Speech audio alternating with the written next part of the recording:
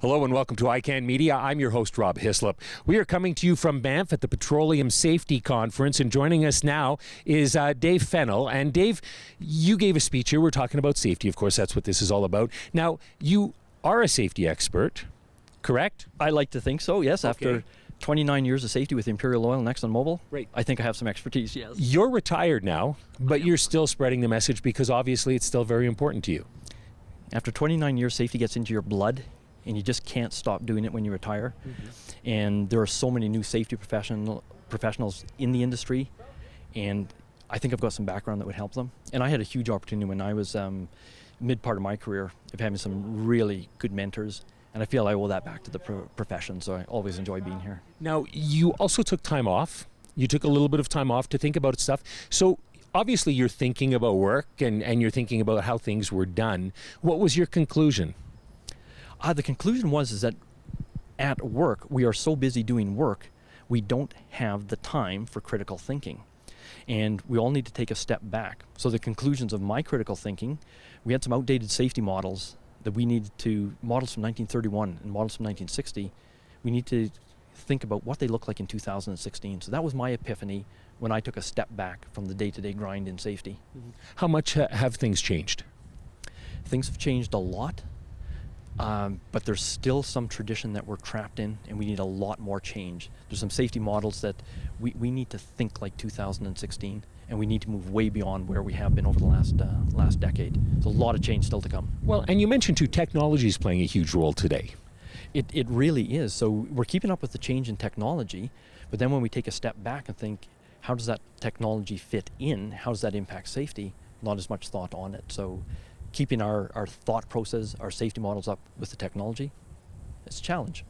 You were mentioning the theories, a couple of the old ones and the new one. Rather than getting into all of that, one of the things that struck me is your idea that it's really important to report, I guess, low-risk events, but which have an opportunity to become a high-risk problem. Very much. There is so many things that are happening in the workplace, little things, and big events are the result of multiple little things. So engaging our workers in that, having them report it, having systems where they can report it, fundamental to progressive safety. And that's how we prevent the big incidents, is by managing the small stuff.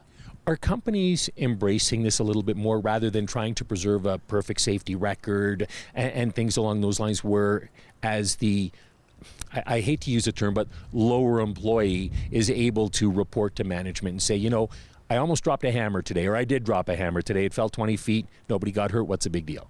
We're making a lot of progress in that, and the companies that are making the progress are the companies that have progressive senior managers. Senior managers said, I need this for my workers, and setting the culture up for it.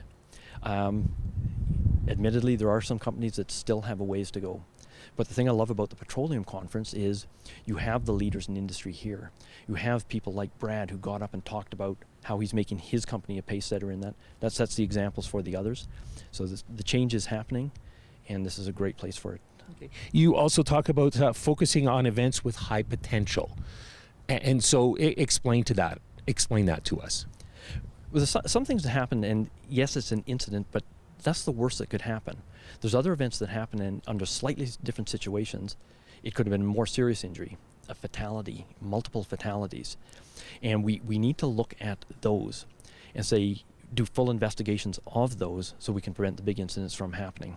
Well, and you did use, you didn't use you mentioned a couple of examples without going into them, but you did mention that many of the big incidents that have happened in the past have been the result of a lot of small things happening in advance. Multiple causes. In all the big incidents you see that, it's not one thing that went wrong, it was multiple things. And the more things that go wrong, it just seems we have bigger incidents because of it. When it's one small thing, it's okay. Multiple small things, and it's these multiple failures, you know, a human failure, and then an equipment failure, and a management system, and then a failure of an emergency response system or a shutdown system.